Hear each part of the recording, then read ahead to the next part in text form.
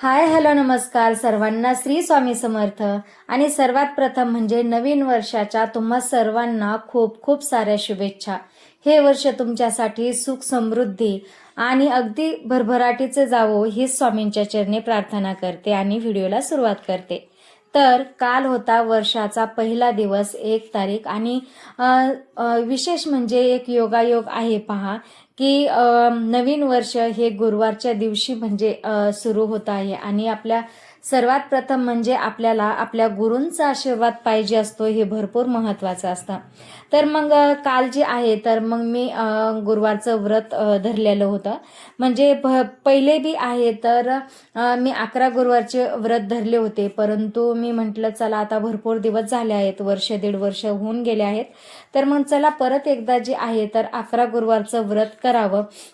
म्हणून मग कसं नवीन वर्ष आहे आणि वर्षाचा पहिला दिवस गुरुवार आला तर आणि म्हटलं चला आता मग उपवास जर धरला तर अजून गुरूंचा जे आहे तर आपल्यावरती आशीर्वाद असतो. आणि असं काही नाही आहे की उपवास धरला तरच आशीर्वाद आहे, आपल्या गुरूंचा जो वरदहस्त असतो तो सदैव आपल्या पाठीशी असतो. आणि त्यामुळे जे आहे तर उपवास धरावाच असे काही नाही, परंतु माझी इच्छा झाली म्हणून मग मी उपवासाला सुरुवात केली. तर गुरुवार जे आहे हा माझा पहिला गुरुवार होता. तर 11 गुरुवारचं जी हे व्रत आहे तर हे अशा प्रकारे पकडलं जातं. तर दिवसभर आपल्याला व्रत पकडायचं असतं आणि ज्यावेळेस आपण व्रत पकडतो त्या दिवशी आपल्याला जे खायला आहे तर आपण दूध फळ फ्रूट वगैरे घेऊ शकतो. आणि जर कुणाला समजा काही गोळ्या चालू असतील तर त्यांनी शाबूची खिचडी जी आहे तर ती खाल्ली तरी देखील चालते. एखाद्याला सहन होत नाही तर त्यांनी देखील शाबूची खिचडी जर खाल्ली एक टायमाला तरी देखील चालते. आणि संध्याकाळच्या वेळेला हा तर उपवास आपल्याला सोडायचाच असतो, त्यामुळे मग दिवसाचा प्रश्न राहतो. आणि दुसरी गोष्ट म्हणजे मग काल सकाळी जी आहे तर पटकन घरचं काम आवरून घेतलं. आणि काल जे आहे तर शाकंभरी नवरात्रीच्या दिवशी दुर्गा सप्तशतीचा पाठ देखील मठामध्ये ठेवलेला केंद्रामध्ये. परंतु काल सकाळी जे आहे तर मला ही सेवा करायची असल्यामुळे मग माझं जाणं काही झालं नाही. तर मग मी सकाळचं हे जे काम आहे तर फटाफट उरकून घेतलं आणि त्यानंतर जे आहे तर अशा प्रकारे पूजा मांडणी केली. आणि पूजा मांडून झाल्याच्या नंतरून ग्रंथ वगैरे वाचले.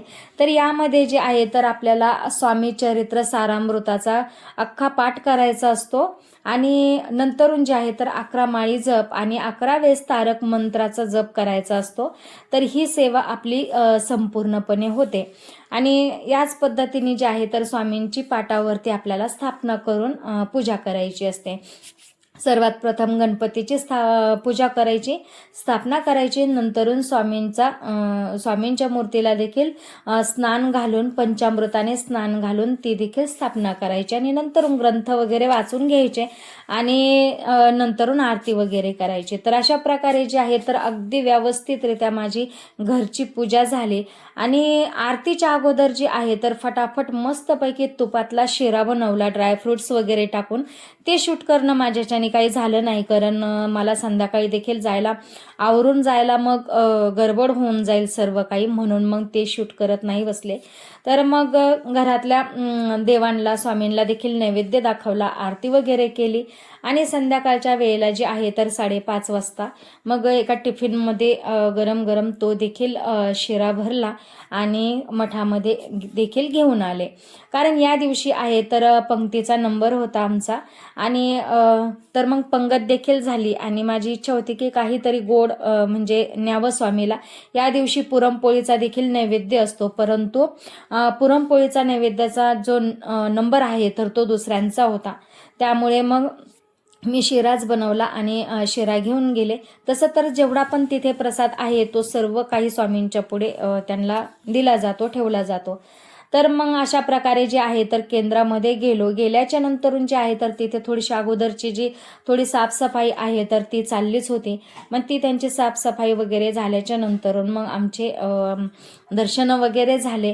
कारण मी घरी नारळ आणि खडीसाखर जो स्वामींच्या पुढे ठेवला होता तोच मी खडीसाखर आणि नारळ स्वामींच्या केंद्रामध्ये घेऊन आली होती.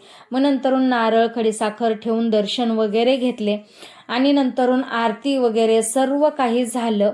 आरतीला त्याला जवळजवळ पाऊण तास लागतात. पाऊण तास झाल्याच्या नंतरून जे आहे तर मग आमचे दर्शनं वगैरे परत एकदा दर्शनं वगैरे झाले.